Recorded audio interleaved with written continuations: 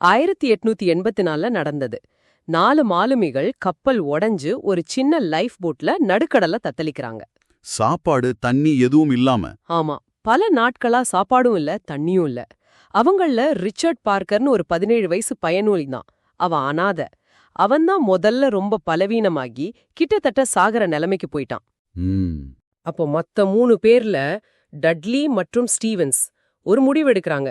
நாம எல்லாரும் பசியில சாகிறதுக்கு பதிலா எப்படியும் சாக போற அந்த பையனை கொன்னும் ஐயோ அவனோட உடலை சாப்பிட்டு உயிர் பிழைக்கலான்னு 3வது ஆள். புரூக்ஸ் அதை எதிர்க்கிறார். ஆனா அவங்க 2 பேரும் அதை செஞ்சிடுறாங்க. கடைசியில 3 பேரும் உயிர் பிழைச்சு மீட்கப்படுறாங்க. இப்போதான் $1,000,000 கேள்வி வருது. உயிர் பிழைக்கிறதுக்காக அவங்க செஞ்சது ஒரு தார்மீக தேவை. அந்த சூழ்நிலையில வேற வழியே இல்ல. ஆனா சட்டப்படி அது கொலையா இல்லையா? அதுதான் நீதிமன்றத்தோட முன்னாடி இருந்த கேள்வி.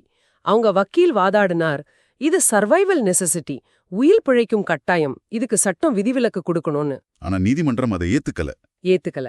ரொம்ப கடுமையான ஒரு நிலைப்பாட்டு எடுத்தது. உயிர் பிழைக்கும் தேவை இன்னொரு நிரபராதிய கொலை செய்யறதுக்கு ஒரு காரணமாக இருக்க முடியாது. அப்படியே சொன்னாங்க.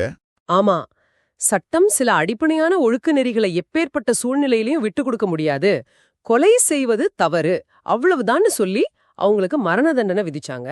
அப்புறம் அது ஆயுள் தண்டனையா குறைக்கப்பட்டுச்சு.